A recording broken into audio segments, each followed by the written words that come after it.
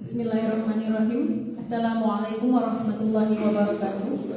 Alhamdulillahirabbil alamin. Wassalatu wassalamu ala Rasulillah. La haula wala quwata illa billahil aliyyil azim. Alhamdulillah, pagi yang cerah ini di hari kedua program masa ta'aruf siswa madrasah tahun 2020-2021 kita bisa bertemu kembali. Mudah-mudahan para peserta sama-sama di rumah tetap semangat dan ada dalam lindungan Allah Subhanahu wa taala. Amin ya Allah ya rabbal alamin. Terima kasih kepada para panitia yang telah memberikan kesempatan kepada saya untuk menjadi moderator. Di hari kedua ini, materi yang akan disampaikan adalah tentang peserta didik kegiatan belajar mengajar, akan disampaikan oleh Bapak Muro, SH, SPDI, SPDM, MPD. Beliau adalah guru MTSN Kota Sukabumi yang mengampu mata pelajaran matematika. Sebelum dimulai, selaku moderator akan mengingatkan kepada peserta semuanya agar untuk menyiapkan alat tulis untuk merangkum materi yang akan disampaikan hari ini. Dan selanjutnya kesimpulan yang sudah kalian buat silahkan tulis di Google Form yang sudah di-share oleh panitia. Kepada Bapak Muro, waktu dan tempat dipersilakan. Terima kasih pada Ibu Rosi Nurdewi Asriani SPD ya sebagai moderator pada saya untuk memberikan waktu dalam penyampaian materi tentang peserta didik dan kegiatan belajar. Baik, Assalamualaikum warahmatullahi wabarakatuh.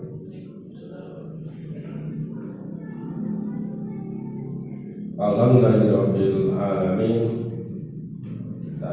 Panjatkan puji dan syukur kehadirat Allah Subhanahu wa taala, di mana dengan taufik dan hidayahnya, dengan rahmatnya, alhamdulillah saya pada kesempatan ini bisa bertatap muka dengan kalian sebagai peserta Masama di tahun 2020-2021. Baik,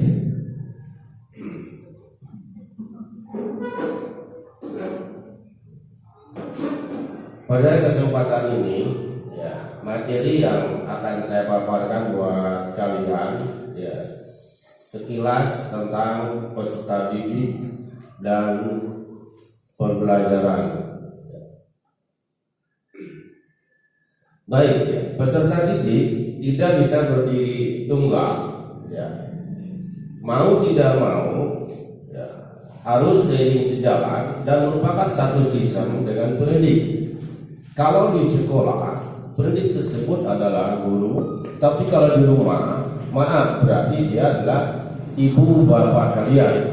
Karena itu mohon bantuannya selama ada anak didik madrasah sanawiyah didik berada di rumah masing-masing, mohon bimbingannya, mohon pengarahannya ya. Baik, peserta didik yang Bapak cintai dan sayangi ya, peserta didik ya, berarti kalian adalah murid, kalian adalah siswa yang mau tidak mau sebagai siswa memiliki hak dan kewajiban. Hak kalian adalah menerima berbagai pengetahuan, berbagai informasi, berbagai keterampilan, berbagai contoh-contoh sikap yang baik dari pendidik. Itu hak kalian. Berbalik dari itu berarti kalian memiliki kewajiban taat, patuh, hormat, berakhlak mulia selama berada di lingkungan manapun, baik di sekolah, di rumah maupun di luar dari itu. Di kendaraan, di lingkungan masyarakat sekitar dan sebagian. Jadi kalian memiliki kewajiban untuk mengangkat harkat derajat kalian itu sendiri sebagai peserta didik, mengangkat harkat derajat orang tua kalian, mengangkat harkat derajat sekolah, dan mengangkat harkat derajat lingkungan yang imbasnya pada kalian akan menjadi hidup berkah ketika kalian memiliki karakter yang baik, memiliki sikap yang baik. Baik, kita lanjut bahwa pada peserta Masamah tahun 2020-2021 ini berbeda dengan Masamah sebelumnya. Kalau Masamah sebelumnya dengan tatap muka, tapi dengan Masamah sekarang dengan lewat daring, alias ya ke sebuah kegiatan yang bisa kalian lihat, kalian tonton, kalian dengar, kalian catat, dan kalian simpulkan, yang pada akhirnya kalian dituntut dengan melaksanakan kewajiban melaporkan apa yang kalian lihat, apa yang kalian dengar, apa yang kalian baca, apa yang kalian simak dari materi demi materi yang disampaikan oleh para pemberi materi. Baik, pada pembelajaran, kegiatan pembelajaran belajar mengajar ini, karena daring berarti dan daring dalam musim Covid ini, maka ada hal-hal yang harus kalian jalani, harus kalian hormati, harus kalian patuhi, di mana kita sekarang berada di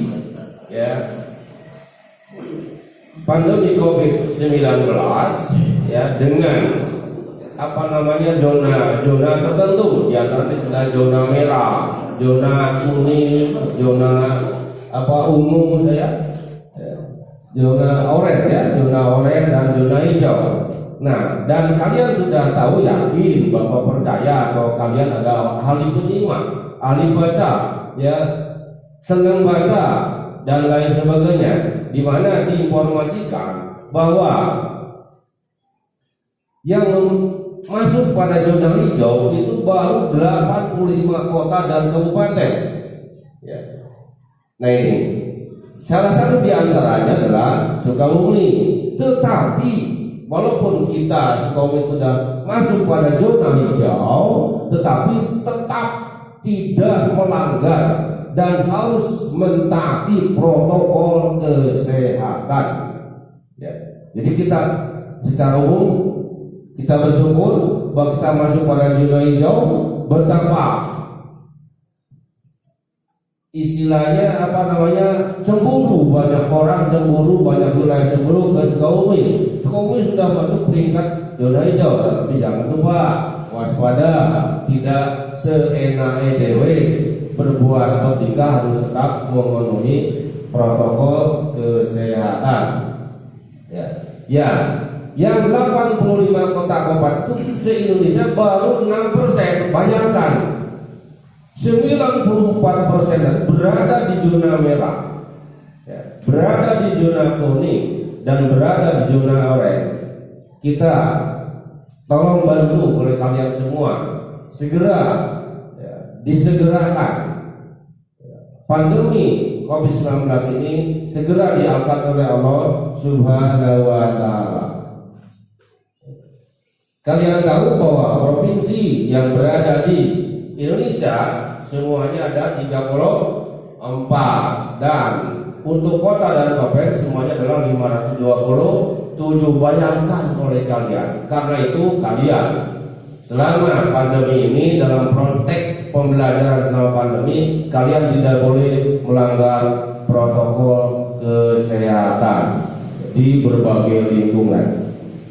Untuk itu kalian harus tetap waspada, ya, di waktu yang telah ditentukan. Misalkan waktu yang mulai paling cepat untuk masa transisi dan masa AKB. Tahu AKB? Ya, AKB adalah adaptasi kebiasaan baru. Ya, ini tidak boleh itu dilanggar tetap ya. Dan kalian ketahui bahwa waktu paling tercepat itu mudah-mudahan September sudah diangkat oleh Allah SWT ya itu. Kemudian untuk tingkat SLB juga kita doakan mudah-mudahan November mereka sudah bisa tatap muka belajar dengan normal. Dan untuk PAUD juga kita doakan mudah-mudahan di bulan Januari anak-anak PAUD, anak penerus bangsa yang mereka notabene belum bisa itu dan ini, baru bisa nangis dan nyanyi, baru bisa mengenal huruf dan angka, dia belum bisa lancar baca. Karena itu kita doakan mudah-mudahan Januari mereka sudah bisa aktif sebagai mestinya. Itu waktu-waktu yang kalian akan lalui bersama. Selanjutnya,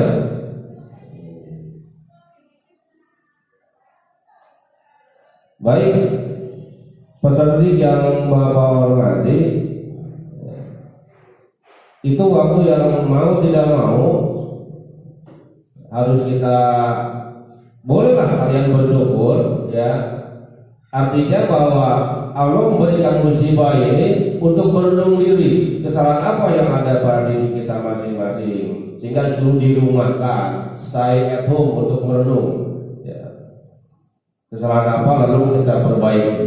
Selanjutnya, ketika nanti proses pembelajaran diizinkan oleh gugus tugas untuk tetap berjalan di sekolah masing-masing dengan memakai aturan, misalkan aturan per kelasnya harus setengah dari jumlah siswa, jaga jarak minimal 1,5 meter ya. Itu untuk MA, SMK sampai dengan MI itu setengah dari jumlah siswa. Sedangkan untuk PAUD misalkan per harinya atau per kelasnya harus 5 orang. Untuk SLB juga harus 5 orang. Itu kondisi yang harus dilalui, dijalani ketika nanti kita mendapatkan izin untuk proses pembelajaran tatap muka ya, itu yang perlu kalian ketahui. Selanjutnya, adik-adik peserta didik yang Bapak cintai, ada perilaku-perilaku yang wajib ya, kita hormati, wajib kita patuhi dan wajib kita jalani ketika kita berada di berbagai lingkungan. Yang pertama ini bahwa kemanapun kalian berada, kalian jalan ya, dan diusahakan stay at home ya, bahwa kalian harus memakai masker ya. Kalian harus pakai masker dengan masker 3 lapis ya. Bayangkan ya, masker 3 lapis ya. Kalian tahu masker 3 lapis artinya lapis pertama misalkan bentuknya kain, lapis tengah itu adalah diselipi dengan tisu, dan lapis lainnya juga kain. Kita Bapak kasih contoh, misalkan maskernya bentuknya seperti ini, jadi ini bisa diselapi di tengahnya, dimasukkan ke sini ya, dimasukkan kemudian dipakai. Nah, kan bagaimana kalau maskernya bentuk seperti ini? Sama, tinggal diselipi aja, berarti masker 2 lapis yang begini, selipi di bagian dalamnya. Begitu juga masker yang bentuknya seperti ini ya, ini bisa di bagian dalamnya dilapisi oleh tisu gitu ya. Jangan lupa setiap 4 jam sekali tisunya harus diganti ya. Sebab kenapa harus diganti? Sebab di sana sudah mengandung hal-hal yang tidak kita inginkan, buat kita dirasakan tidak nyaman dan akan menjadi lembab. Karena itu ganti tisunya kan gitu. Kemudian kebiasaan yang selanjutnya itu adalah CTPS. Apa itu CTPS? CTPS adalah cuci tangan pakai sabun ya, atau bisa juga memakai hand sanitizer, yaitu kalian sudah pada paham semua ya. Demikian, terima kasih kalian sudah paham semua. Kemudian yang selanjutnya ya, jaga jarak. Tahu berapa? Ya, 1,5 meter ya, dan tidak boleh terjadi kerumunan. Selanjutnya bagaimana kalau bersin? Bagaimana kalau batu? Ya, itu dicurigai kan? Batu bersin dicurigai. Itu adalah salah satu indikator dari adanya serangan COVID-19. Karena itu kalau batu, kalau bersin hendaknya ditutup. Karena itu tolong ya tidak jauh ya, atau selalu berada yang namanya di tisu ya. Demikian yang selalu tisu harus selalu ada. Kemudian selanjutnya ya, anak didik sekalian yang saya cintai, Bapak saya sayangi, hormati, bagaimana kondisi medis kita? Nah, ini kondisi medis kita harus tetap terjaga agar setiap harinya kita dinyatakan sehat. Ya, bagaimana? Minum diusahakan pagi-pagi 2 gelas air hangat. Usahakan juga minum madu, ini contoh madunya, tapi Bapak bukan iklan gitu ya. Nah, selanjutnya cuci tangan, ini harus pakai sanitizer, ini sanitizernya, tapi Bapak bukan iklan juga, kan gitu. Selanjutnya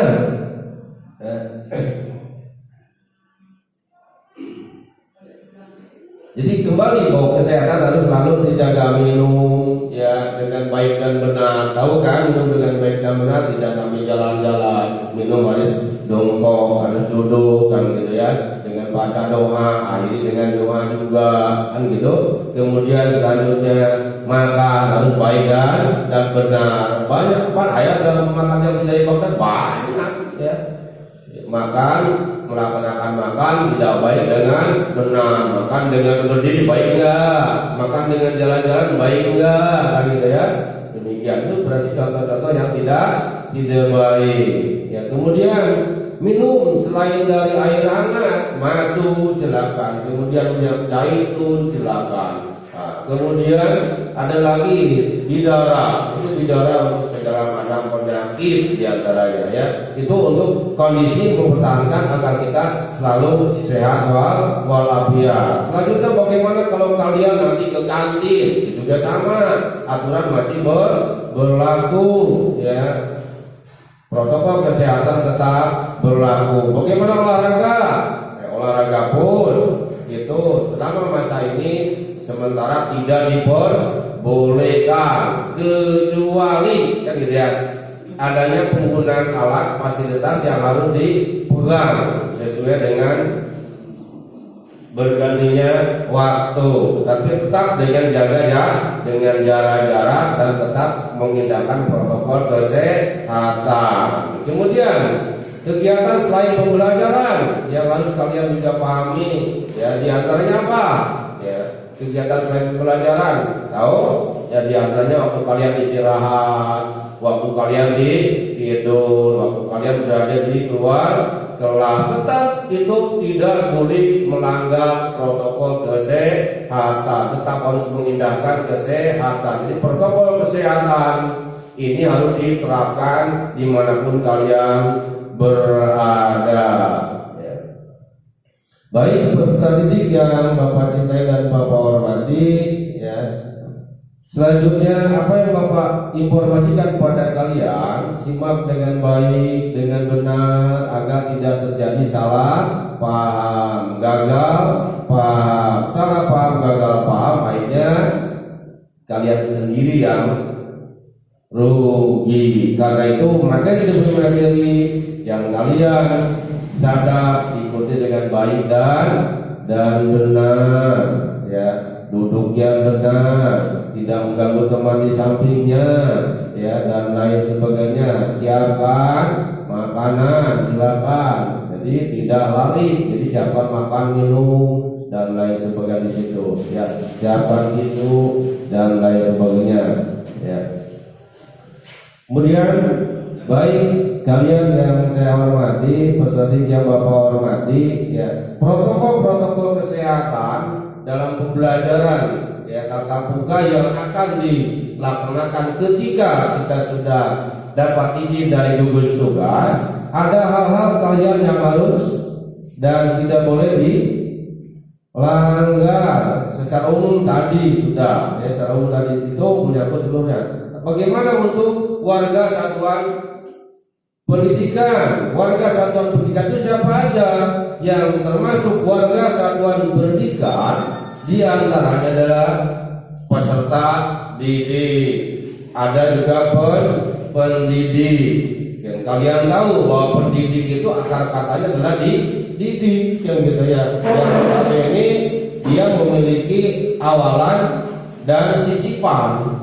Ya, awalan dan sisipan kalian serta akhiran kalian sudah dipelajari dalam bahasa Indonesia. Yang ada di sini kalau pendidik awalannya P, sisipannya E, dan sering disingkat oleh guru-guru bahasa Indonesia itu antara awalan, sisipan, dan akhiran menjadi sebuah kalimat yang cukup lucu dan indah ya. Anakku yang saya hormati, anakku yang saya cintai, apa itu kalimat tersebut? Kalimat tersebut mungkin sering kalian dengar atau pernah kalian dengar atau baru dengar kali ini. Kali itu boleh disimpan. Apa itu kalimatnya? Yaitu diseketer bermepeper. Ya. Kalau baru dengar, tolong simak dengan baik-baik. Di situ ada awalan, ada sisipan, ada akhiran. Jadi diseketer bermepeper langkah tahun kumunya. Nah itu cukup indah kalimatnya ya. Demikian. Baik, hal-hal yang kalian harus pahami dalam masa COVID-19 ini, dalam persiapan pembelajaran ya, di pandemi ini. Yang pertama, kalian sebelum berangkat, tolong sebelum berangkat apa yang harus dilakukan? Ya punten sarapan dulu. Bagi yang tidak biasa, tolong biasakan ya, agar kesehatan kita menjadi seimbang. Demikian. Kemudian yang selanjutnya apa yang harus kalian lakukan? Yang kedua, selalu kontrol tentang kondisi sehat atau tidaknya kalian. Jadi sebelum berangkat harus sehat. Bagaimana cara mengontrolnya? Yakin kalian memiliki HP semua, yakin orang tua memiliki HP semua. Nah, bisa diinstal dari sini.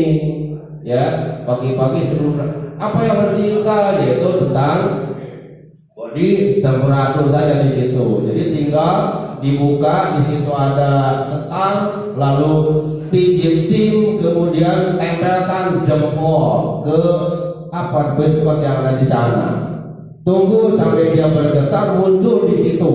Ya, tekanan darahnya muncul di situ, suhu tubuh muncul di situ. Silakan. Jadi setelah dinyatakan sehat 37 di situ dan sistol dan diastolnya bagus, silakan berangkat ke sekolah. Jadi jangan memaksakan diri ketika kondisi tidak sehat. Selanjutnya, ya, gunakan masker yang 3 lapis tadi. Sudah saya informasikan bagaimana cara pakai. Yang kedua, ya, bawa cairan pembersih yang disebut dengan hand sanitizer yang bagian ini. Selanjutnya, ya, membawa makanan, minuman, ya, sesuai dengan kebutuhan. Bawa masih tidak boleh tukar makanan dengan ke teman, apalagi langsung dipegang oleh tangan sendiri, ya, tanpa penghalang yang lain. Tidak boleh, makanlah sendiri-sendiri sesuai yang dibawa. Ya, bukan kita tidak boleh, ya, atau bukan diperbolehkan pergi dia korek gitu ya, bukan, pikir baik, bukan, tetapi untuk menjaga protokol kesehatan. Selanjutnya, membawa juga alat yang lain, di antara alat sholat harus sendiri ya, mulai dari sajadah dan lain sebagainya sendiri. Tidak boleh saling pinjam, ya, tidak boleh saling pinjam. Nah, kemudian yang selanjutnya,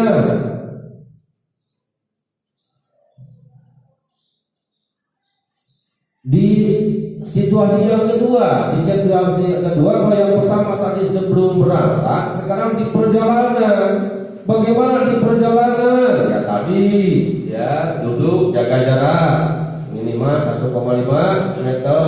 Gunakan masker. Yang ketiga, yang berikutnya apa? Jangan lupa di perjalanan kadang hidung getek nggak boleh langsung disentuh oleh tangan. Boleh disentuh hidung getek.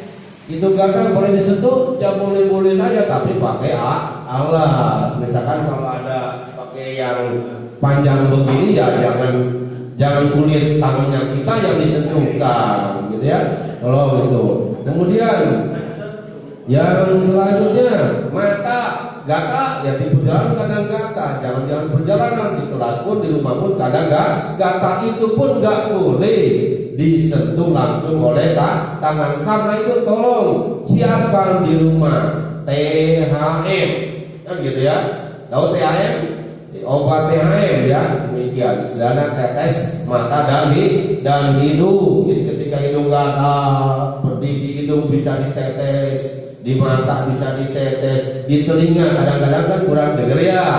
Demikian itu juga ditetes. Obatnya ada, ya ada tentunya. Itu juga disiapkan untuk menghindari di perjalanan yang namanya mata gatal, hidung gatal. Tidak boleh pinjam ke teman tuh, tidak boleh saling meminjamkan. Selanjutnya itu di perjalanan, ya.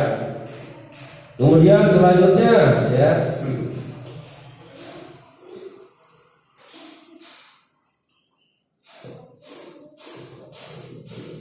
Selanjutnya peserta yang Bapak cintai dan hormati, ya, bahwa apa yang diinformasikan, apa yang disampaikan mohon disimak dengan baik. Lalu langkah yang ketiga apa?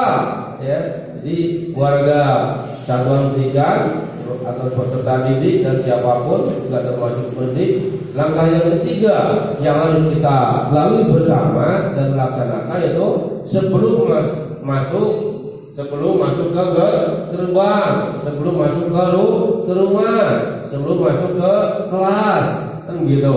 Terus dipahami betul dan dilaksanakan. Pertama apa?